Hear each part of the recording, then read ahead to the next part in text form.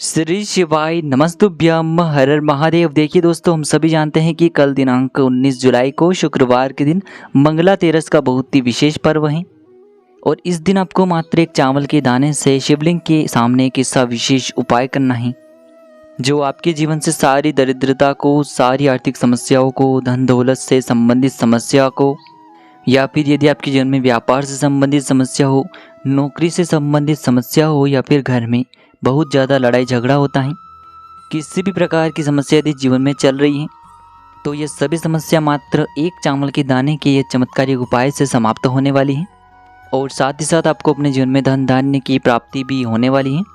तो चलिए दोस्तों, जान लेते हैं गुरुदेव द्वारा बताए गए इस विशेष उपाय के बारे में। लेकिन उससे पहले पूज्य गुरुदेव की ही कथा को सुन करके और समझ करके ही आपको समझाने का पूरा प्रयास करेंगे।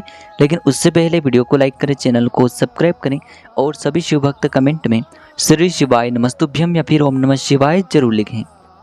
देखिए, इस वीडियो में हम पूज्य गुरु जी द्वारा बताए गए बहुत ही खास उपायों के बारे में जानने वाले हैं।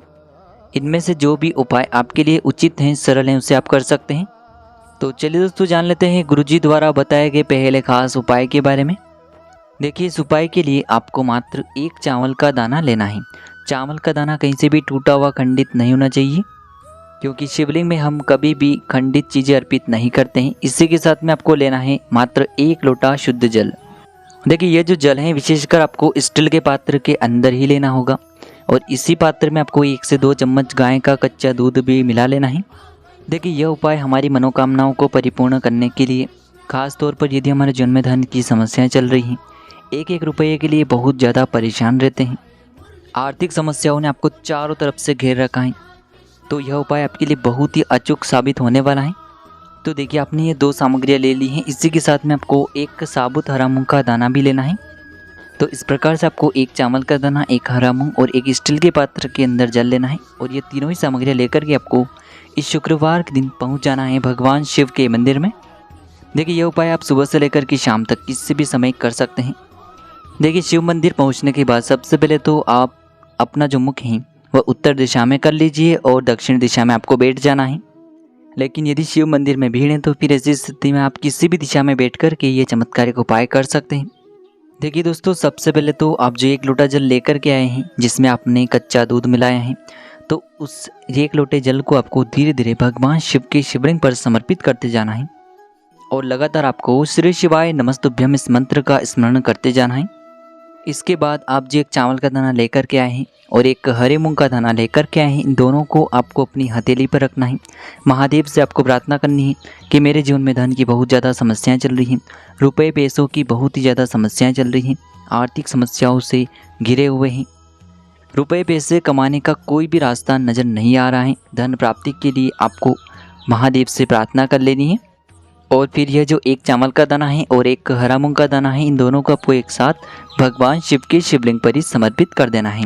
समर्पित करने के बाद आपको 1 मिनट तक अपनी हथेली को शिवलिंग के ऊपर ही रखे रहने देना है और आपको लगातार श्री शिवाय नमस्तुभ्यम इस मंत्र का स्मरण करते रहना है। फिर इसके बाद आपको वापस अपने घर आ जाना है। पूज्य गुरु जी ने कहा है कि जो भी व्यक्ति शुक्रवार के दिन या फिर सोमवार के दिन इस प्रकार से चमत्कारिक उपाय कर लेता है तो उसके जीवन में धन धान्य की कभी भी समस्याएं नहीं होती हैं। आर्थिक समस्याओं ने जो उससे परेशान कर रखा है उससे भी उसे छुटकारा मिल जाता है और धन प्राप्ति के नए नए मार्ग महादेव की कृपा से उस व्यक्ति के जीवन में बनने लगते हैं। तो इसीलिए आपको इस विशेष उपाय को इस शुक्रवार के दिन या फिर आने वाले सोमवार के दिन अवश्य ही करना चाहिए। अब दोस्तों, हम जान लेते हैं गुरुदेव द्वारा बताए गए दूसरे खास और चमत्कारिक उपाय के बारे में। यह उपाय भी विशेषकर आपको धन धान्य की प्राप्ति करवाने वाला है, जीवन में सौभाग्य की प्राप्ति करवाने वाला है, दुर्भाग्य का अंत करने के लिए ही। इस उपाय के लिए आपको एक छोटा सा कार्य करना है। देखिए, इस उपाय के लिए आपको मात्र 3 तुलसी जी के पत्ते लेना है, यानी कि आपको सिर्फ 3 तुलसी दल लेने हैं। तो देखिए, आपको 3 या फिर 5 या फिर 7 जितने भी तुलसी जी के पत्ते आपके पास है उन्हें आपको लेना है और इन तुलसी जी के पत्तों को आपको अपने स्नान करने वाले जल के अंदर डाल लेना है। यानी कि जब भी आप सुबह स्नान करेंगे तो आपको अपने जल में ये तुलसी जी के दल डाल लेने हैं। और ध्यान रखिए, ये जो कार्य हैं आपको सिर्फ और सिर्फ शुक्रवार के दिन ही करना है। अगर आप सुबह स्नान कर चुके हैं तो फिर आपको 1 लोटा जल लेना है और उसी में आपको कुछ तुलसी जी के पत्ते डाल देना है। आप 3, 5 या फिर 7 तुलसी जी के पत्ते उस पात्र के अंदर डाल सकते हैं और अपने ऊपर आपको इस जल का छिड़काव कर लेना है। यदि आप स्नान कर चुके हैं तो देखिए आपको ये जो तुलसी जी के दल हैं अपने स्नान वाले जल में 10 से 15 मिनट तक रखने हैं। इसके बाद आपको इन पत्तों को निकाल करके उसके बाद आपको स्नान करना है। गुरुदेव कहते हैं कि तुलसी जी के पत्तों का विशेष महत्व होता है और यदि हम तुलसी जी के पत्ते वाले जल से स्नान करते हैं तो हमारे सौभाग्य में वृद्धि होती है, दुर्भाग्य का अंत होता है, दरिद्रता जो हमारे जीवन में है उससे हमें छुटकारा मिलता है और हमारे सौभाग्य में भी वृद्धि होती है। इसीलिए आप यह विशेष कार्य इस पवित्र दिन अवश्य ही करिए।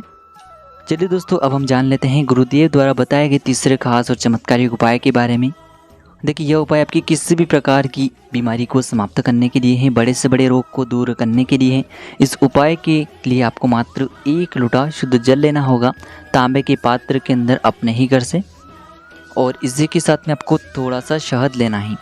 शहद आपको मात्र 2 से 4 बूंद ही लेना है। फिर सबसे आखिर में आपको एक बेलपत्र लेनी है। बेलपत्र लेते समय ध्यान रखिएगा कि यह कहीं से भी कटी फटी खंडित नहीं होनी चाहिए। और बेलपत्र यदि आपको प्राप्त नहीं हो पाती हैं तो आप शिवलिंग पर चढ़ी हुई बेलपत्र को भी पुनः शुद्ध जल से धोकर के इसका उपयोग कर सकते हैं। तो देखिए आपको ये जो सभी सामग्रियां हैं इन्हें सबसे पहले लेकर के पहुंचना है भगवान शिव के मंदिर में। देखिए इसी के साथ में आपको एक खाली पात्र भी लेकर के जाना है। यहाँ पे स्टील की कटोरी या फिर स्टील का गिलास, एक छोटा सा खाली पात्र भी आपको अपने साथ लेकर के जाना है। और विशेषकर ये जो उपाय हैं आप सुबह से लेकर के शाम तक किसी भी समय में कर सकते हैं। देखिए मंदिर पहुंचने के बाद सबसे पहले तो आपके पास जो बेलपत्र हैं तो इस बेलपत्र पर आपको अच्छे से शहद लगाना है, यानी कि बेलपत्र की चिकनी साइड पर और तीनों ही पत्तियों पर आपको अच्छे से शहद का लेपन करना है। शहद जो है विशेषकर आपको अपने सीधे हाथ की चीटी उंगली के पास वाली जो अनामिका उंगली होती है उसी से आपको शहद का लेपन बेलपत्र की तीनों ही पत्तियों पर करना है और आपको लगातार श्री शिवाय नमस्तुभ्यम इस मंत्र का स्मरण करते रहना है। फिर इसके बाद आपको बेलपत्री को अपने सीधे हाथ की हथेली पर रखना है और आपको कुंदकेश्वर महादेव से प्रार्थना कर लेनी है कि मेरे शरीर में इस प्रकार की भारी बीमारी हो चुकी है। कई डॉक्टरों को दिखा लिया है, कई जगह इलाज करवा लिया है, लेकिन मुझे मेरी इस बीमारी में अभी तक आराम नहीं मिल पा रहा है। हे मेरे कुंदकेश्वर महादेव, कृपा करके मुझे मेरी इस बीमारी में आराम दिलाने की कृपा करें। आपको इस प्रकार से महादेव से प्रार्थना कर लेनी है और फिर ये जो एक बेलपत्री है इसे आपको शिवलिंग के ऊपर ही समर्पित कर देनी है। ध्यान रखिए बेलपत्र की चिकनी साइड का हिस्सा शिवलिंग से टच करेगा, यानी कि जिस तरफ आपने शहद लगाया है वो शिवलिंग से टच रहेगा और बेलपत्र की जो डंडी है वह जलाधारी की तरफ रहेगा। इस प्रकार से आपको ये बेलपत्री शिवलिंग पर समर्पित करनी है। अब देखिए आप जो जल का पात्र लेकर के गए थे इसे आपको धीरे धीरे भगवान शिव की शिवलिंग पर ही समर्पित करते जाना है और लगातार आपको श्री शिवाय नमस्तुभ्यम इस मंत्र का स्मरण करते जाना है। अब देखिए जैसे ये जल शिवलिंग से होकर के जलाधारी की ओर बह कर के आएगा तो इस जल को आप जो अपने साथ खाली पात्र लेकर के आए थे उसमें थोड़ा सा ये जल झेल लेना है, एकत्र कर लेना है और आपने जो बेलपत्री शिवलिंग पर अर्पित की थी उससे भी आपको उठा लेना है और आपको वहीं पर शिवलिंग के सामने बैठे बैठे कुंदकेश्वर महादेव से प्रार्थना कर लेनी है कि हे मेरे कुंदकेश्वर महादेव, इस बेलपत्र को और इस जल को आप औषधि बना दीजिए। बनवाने के बाद आपको यह दोनों लेकर के पहुंच जाना है सीधे अपने घर। घर आने के बाद आपको अगले दिन देखिए यदि यह उपाय आप शुक्रवार के दिन कर रहे हैं तो फिर आपको शनिवार को बेलपत्र की सबसे आगे वाली पत्ती को आचमन करना है और आपको थोड़े से जल का भी आचमन कर लेना है।